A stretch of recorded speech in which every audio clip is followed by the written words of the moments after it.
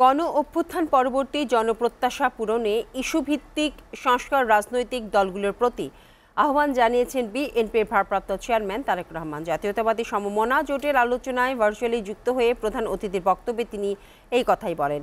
বিএনপির ভারপ্রাপ্ত চেয়ারম্যান বলেন, সবাই এখনই সংস্কারের কথা বললেও বিএনপির পক্ষ থেকে তা 2 বছর আগেই তুলে ধরা হয়েছিল।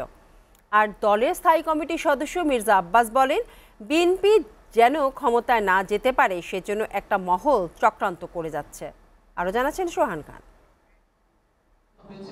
রোববার সন্ধ্যার পর রাজধানীর গুলশানে চেয়ারপারসনের কার্যালয়ে আওয়ামী শাসনামলে বিভিন্ন সময়ে নিপীড়িত, নির্যাতিত আর গুম খুনের শিকার পরিবারের পাশে দাঁড়াতে ঠিক 1 বছর আগে এই দিনে বিএনপির ভারপ্রাপ্ত চেয়ারম্যান তারেক রহমানের পৃষ্ঠপোষকতায় আত্মপ্রকাশ করেছিল আমরা বিএনপি পরিবার নামের মানবিক সংগঠন। প্রতিষ্ঠার শুরু থেকে দেশের বিভিন্ন এলাকায় জাতীয়তাবাদী দলের নির্যাতিত, নিপীড়িত নেতাকর্মীদের সহায়তা করছে সংগঠনটি। সবশেষ জুলাই আগস্টের গণ অভ্যুত্থানে আহত নিহতদের বাড়ি বাড়ি গিয়ে চিকিৎসা সামগ্রী সহ আর্থিক সহায়তা দিয়েছে সংগঠনটি। 11-12 সাল থেকেই এই কার্যক্রম জনাব তারেক রহমানের নির্দেশনায় সারা বাংলাদেশে চালিয়েছি। আমরা কখনোই কোনো মিডিয়াকে জানতে দেইনি আমরা কোথায় গিয়েছি, কিভাবে গিয়েছি। এই দূরদর্শিতার কারণেই আমরা বিএনপি পরিবারের সৃষ্টি।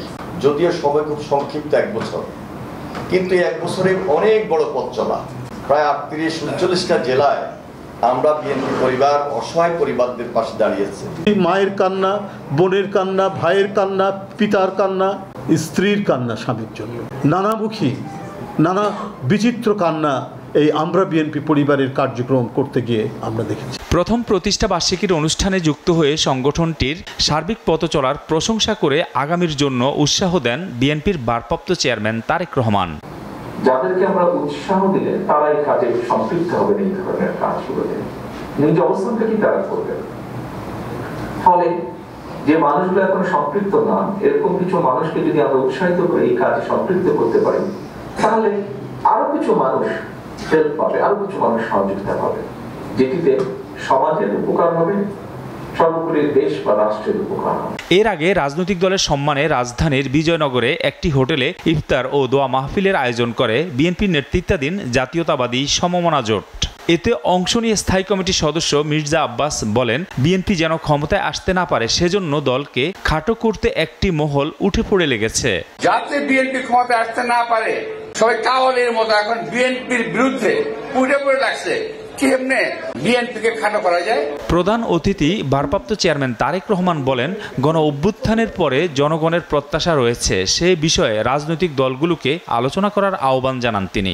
আমাদের রাজনীতির সবচেয়ে বড় যে পুঁজি জনগণ, তাদের ইস্যুগুলোকে নিয়ে আমাদের কি কথা বলা উচিত না?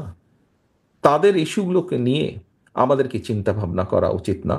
আসুন, আমরা যে বিষয়গুলো নিয়ে আলাপ করছি, কার কতটুকু ক্ষমতা থাকবে, কি থাকবে, পাশাপাশি আসুন আমরা শুরু করি আলোচনা।